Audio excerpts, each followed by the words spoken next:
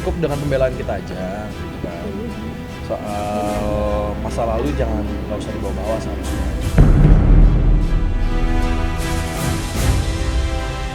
Ini saya diceritakan ini karena tentang nasib hidup saya ke depan, dan sekaligus saya membuktikan kalau saya tahu saya bersalah. Secara keseluruhan sih bagus ya, pembelaan Bang Amar juga udah ini banget karena dia seorang pecandu kan. Jadi memang itulah alasan dia kenapa dia memakai kan gitu.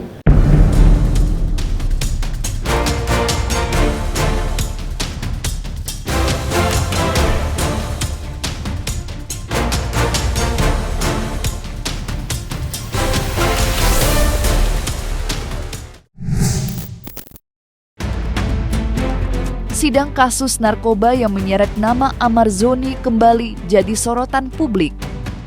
Suasana ruang sidang yang seharusnya fokus pada pembacaan pleidoy justru terasa berbeda ketika Amar tak hanya berbicara soal pembelaan hukum. Di momen itu, aktor berusia 32 tahun tersebut turut membuka lembaran kehidupan pribadinya. Ia menyinggung masa lalu rumah tangganya bersama mantan istrinya, Iris Bella, sebuah pernyataan yang sontak membuat suasana makin penuh perhatian dan memancing reaksi dari berbagai pihak. Di tengah ramainya respons publik, suara lain pun muncul. Kali ini, datang dari Haldi Sabri, suami Iris Bella saat ini. Secara blak-blakan, Haldi memberikan tanggapannya terhadap apa yang disampaikan Amar.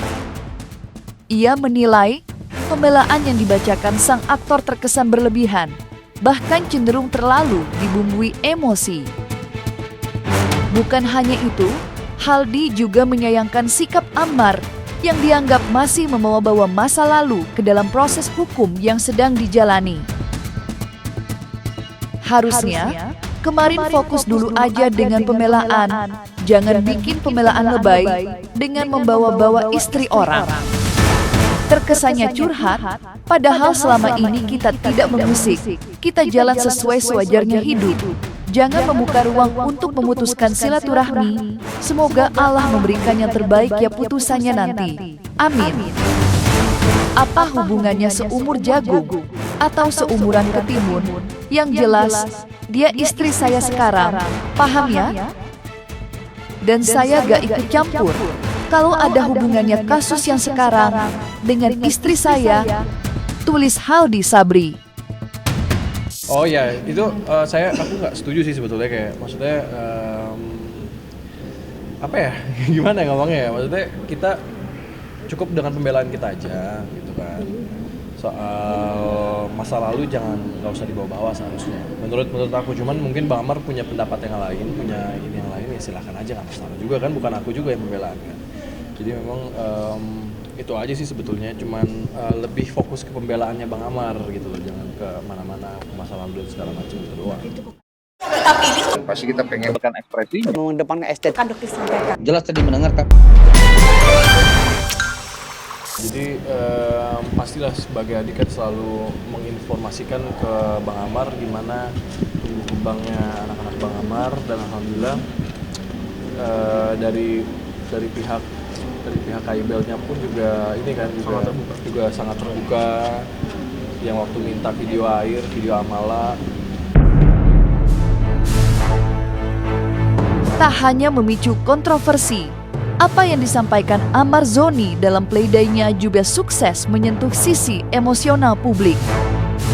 Di balik sorotan dan kritik yang datang, ada pula rasa haru yang ikut terasa, terutama saat Amar berulang kali dengan jujur mengakui kesalahannya. Dalam pernyataannya, Amar tak berusaha mengelak. Ia justru secara terbuka mengakui bahwa dirinya salah dan harus bertanggung jawab atas apa yang telah terjadi. Pengakuan itu terasa semakin dalam ketika ia menyebut bahwa dirinya tengah berjuang melawan sebuah penyakit, sebuah kondisi yang menurutnya membuat dia sulit lepas dari jerat barang terlarang. Hal serupa juga ia sampaikan saat ditemui awak media usai persidangan. Amar kembali menegaskan penyesalannya. Ia seolah ingin memastikan bahwa apa yang ia ucapkan di ruang sidang bukan sekadar formalitas, melainkan sesuatu yang benar-benar ia rasakan. Alhamdulillah. Akhirnya ini hal yang nggak pernah saya ceritakan, nggak ada karena saya dibayar, ya kan, nggak ada karena saya apa. Ini saya berceritakan ini karena tentang nasib hidup saya ke depan, dan sekaligus saya membuktikan kalau saya tahu saya bersalah. Saya bersalah menggunakan narkoba. Saya bersalah alasan apapun yang saya lakukan. Saya bersalah. Saya korban, saya sakit. Dan alhamdulillah menjaga recovery is like cycling. Whenever you stop, you fall. So it's like saya harus terus mempertahankan recovery saya. Maka saya minta dukungan juga kepada semua masyarakat. Dan ya di sini adalah tempat yang betul-betul murni untuk saya sampaikan. Saya akan berusaha menunjukkan kalau saya bisa bangkit dari keterpurukan saya. Saya berusaha untuk akan membuktikan kalau saya harus menjadi contoh, karena memang saya sebagai public figure harus menjadikan contoh sebagai orang penyalahguna narkoba yang berjuang melawan adiksi ini. Ya, sekali lagi itu aja sih. Apa yang disampaikan Amar Zoni di ruang sidang rupanya bukan sesuatu yang pernah ia ceritakan sebelumnya, bahkan kepada orang terdekatnya sendiri. Hal ini diungkap langsung oleh sang adik, Aditya Zoni. Ia mengaku benar-benar syok saat mendengar isi pledoi kakaknya. Selama ini, Amar dikenal sebagai sosok yang cukup tertutup, terutama soal pergulatan pribadinya. Tak banyak yang tahu bahwa di balik kehidupannya ada rahasia kelam yang ia simpan rapat-rapat. Kaget sih, kaget ya. Cuman secara keseluruhan sih bagus ya, pembelaan Bang Amar juga udah ini banget karena dia seorang pecandu kan. Jadi memang itulah alasan dia kenapa dia memakai kan gitu. Maksudnya kenapa dia berbuat seperti itu gitu.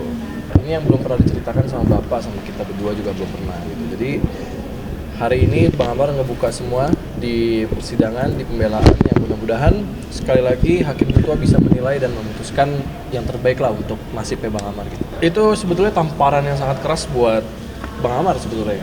Untuk kita semua pastinya. Untuk kita semua pastinya. Tapi Bang Amar juga sangat keras lah. Apalagi dia diborgol tangannya, terus ngelihat bapaknya sudah tidak ada dan belum sempat minta maaf juga. Jadi mungkin ya itu yang saya bilang kemarin, itu mentalnya Bang Amar yang memang harus saya fokusin gitu. Jadi kayak ya seperti itulah ya. Di tengah jalannya sidang pembacaan pledoi Amar Zoni kemarin, ada satu sosok yang tak luput dari perhatian.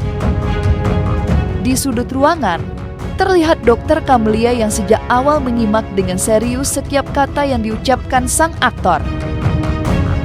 Tatapannya fokus, seolah mencoba memahami seluruh pengakuan dan emosi yang ditumpahkan Amar di hadapan majelis hakim.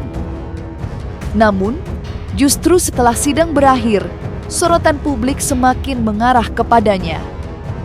Ada perubahan sikap yang cukup terasa dan langsung disadari banyak orang.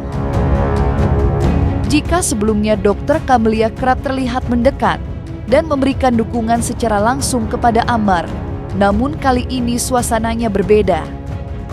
Tanpa banyak interaksi, Dokter Kamelia memilih untuk tidak menghampiri Amar usai persidangan. Begitupun dengan badan, ketika hati dan pikiran berdebat, badan pun bergerak mencari narkoba. Kali ini lebih terang-terangan dan nggak pernah mikir dan nggak peduli. Dan nggak sampai 1 bulan ya setelah saya rehat dan tertangkap kembali untuk ketiga kalinya. Lengkap sudah manusia dengan kekecewaan dan kebodohan yang disengaja. supaya tenang aja gitu, nggak mau ada risu-risu lagi, supaya tenang. Bang Amarnya juga terjaga mentalnya. Udah itu aja. Udah tadi udah ketemu sebelumnya di bawah. Sempet sharing apa sama Mama? Apa? Sempet sharing apa? Enggak sempet sharing apa karena nggak ketemu, cuma sebentar. Ya terharu lah dengar pledoinya, udah gitu aja. Mudah-mudahan lihat, enggak karena udah tahu kok. Karena udah tahu juga ceritanya. Oke ya, maaf ya, aku lagi nggak bisa. Detail masa lalunya kaget nggak sih dokter? Yang tahu cuma mereka berdua. Aku nggak tahu, aku nggak ikut campur urusan mereka berdua kan. Jadi yang sekarang aku fokus ke ini aja sih, ke kasus Bang Amar sekarang gitu loh. Di balik pleido yang penuh emosi itu, ternyata terselip harapan besar dari tim kuasa hukum Ammar Zoni. Sosok John Matias yang selama ini setia mendampingi Ammar tak bisa menyembunyikan harapannya setelah sidang berlangsung. Dengan nada penuh keyakinan, John menilai bahwa apa yang disampaikan Ammar di persidangan bukan sekadar pembelaan biasa. Lebih dari itu, ia melihat adanya pengakuan tulus dan keinginan kuat dari kliennya untuk berubah. Hal inilah yang kemudian menjadi dasar harapan agar majelis hakim bisa mempertimbangkan sisi kemanusiaan dalam mengambil keputusan. Langkah rehabilitasi menjadi opsi yang paling tepat. Ia percaya kondisi yang dialami Ammar bukan hanya persoalan hukum semata, tapi juga berkaitan dengan pemulihan dari ketergantungan yang selama ini membelenggu. Ini kan harusnya dengan Ammar bercerita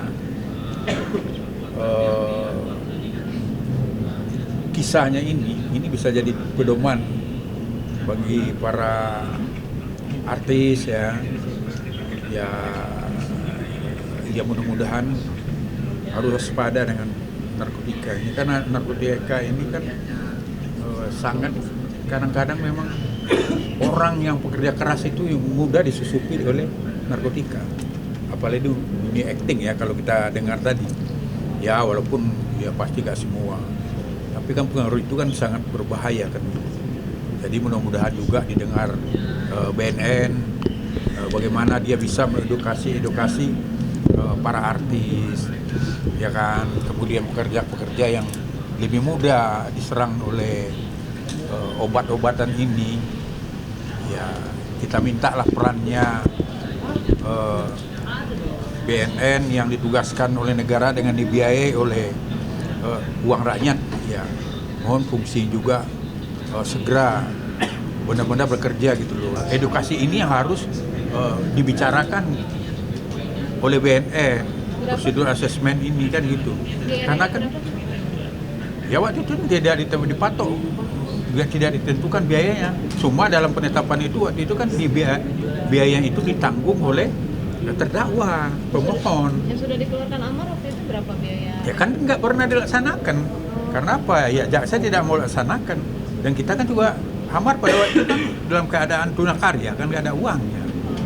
Dan kita coba juga ke BNN, ya prosedurnya berbelit-belit. Kita juga ke BNP provinsi juga berbelit-belit.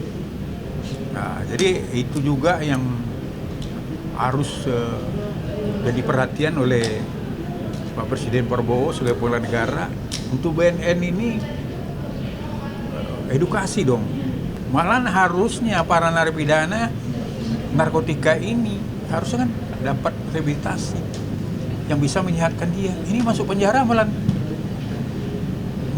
barangnya katanya lebih mudah daripada apa?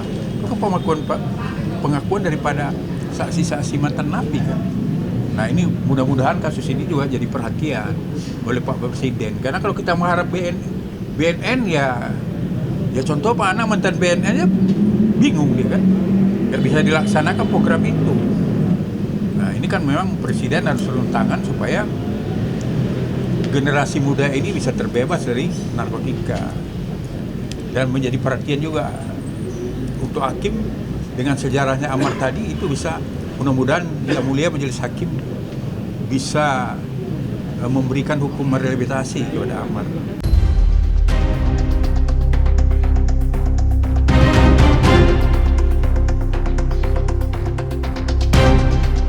Nah, selesai sudah, Cumi Lovers. Jangan lupa untuk like, subscribe, dan juga share channel YouTube Cumi Cumi.